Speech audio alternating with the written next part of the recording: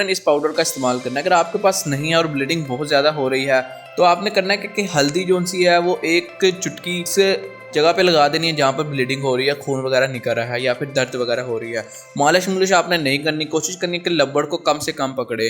और अस्सलाम वालेकुम दोस्तों, कैसे हैं आप सब? उम्मीद है कि आप सब लोग खैरियत से होंगे, फिट फाट होंगे, अच्छे अच्छे कामों में बिजी होंगे। कि हमारी वीडियो एक बहुत अहम टॉपिक के बारे में है जो कि कमेंट में हमसे पूछा गया है।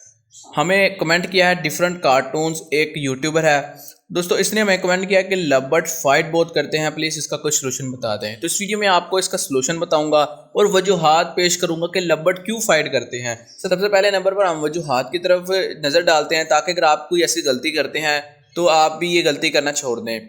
तो आपका ज़्यादा टाइम वेस्ट नहीं करते हैं। अगर आपने चैनल को सब्सक्राइब नहीं किया तो सब्सक्राइब कर दें, फेसबुक पर देख रहे हैं तो फॉलो भी ज़रूर कर लें। देखिए, जब भी लब्बड़ जो है वो फायर करते हैं इसकी बहुत ज़्यादा वजूहात हो सकती हैं। अगर लब्बड़ कॉलोनी के अंदर मौजूद हैं और उनकी फाइट होना शुरू हो जाए तो वो एक दूसरे को जब तक नहीं छोड़ते जब तक किसी एक की डेथ ना हो जाए, यानी कि एक मर ना जाए। लब्बड़ बहुत ज़िद्दी बर्ड है और कमज़ोर दिल का बर्ड भी माना जाता है। जगह तो ये एडजस्ट जल्दी नहीं होता। दूसरे नंबर पर अगर एडजस्ट हो भी जाए तो फिर वहाँ पर किसी को आने नहीं देता। तो इसलिए अगर आप कॉलोनी का सेटअप लगाते हैं तो कुछ एहतियात आपने लाजमी करनी है।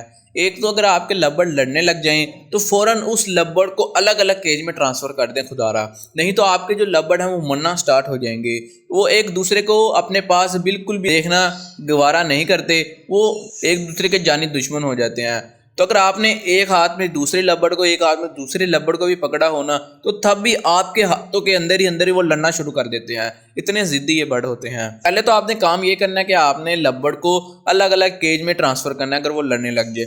दूसरे नंबर पर अगर आपके लब्बड़ लड़ने लगते हैं तो आपने वजह देखनी है कि क्यों लड़ रहे हैं। अभी हमने ये दो लब्बड़ को साइड में कर दिया, अब बाकी हमारे जो लब्बड़ हैं ये तो ना लड़ने लग जाए। अगर उन्होंने ब्रीडिंग की हुई है, अंडे निकाले हुए हैं, बच्चे निकाले हुए हैं, तो देखें कि उनके जो सेटअप है, नेस्ट बनाया हुआ है, उनके पास कोई और दूसरा लब्बड़ है वो तो नहीं जाता, यानी कि उनके मटकी के अंदर, उनके बुक्स के अंदर।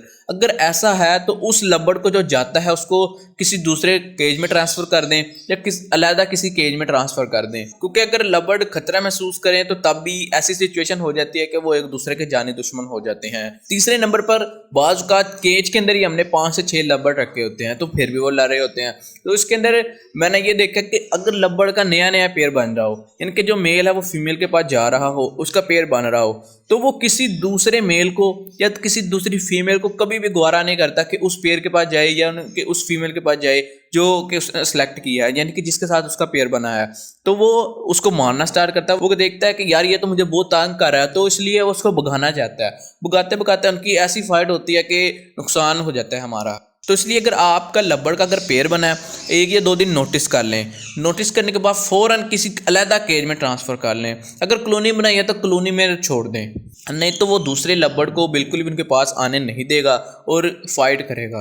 अगर आपके लब्बड़ की फ़ाइट हो चुकी है तो आपने उसको अलहदा केज में रखना है। अगर कोई एक लब्बड़ ज़ख्मी हो चुका है, किसी की टांग फ्रैक्चर हो चुकी है, तो आपने एक पाउडर लगाना है। इस पाउडर का नाम है सेप्ट्रान पाउडर, हम इसको साइकाट्रिन पाउडर के नाम से भी जानते हैं। दोस्तों, आपने फ़ौरन इस पाउडर का इस्तेमाल करना है। अगर आपके पास नहीं है और ब्लीडिंग बहुत ज़्यादा हो रही है तो आपने करना है कि हल्दी जो सी है वो एक चुटकी से जगह पे लगा देनी है जहाँ पर ब्लीडिंग हो रही है, खून वगैरह निकल रहा है या फिर दर्द वगैरह हो रही है।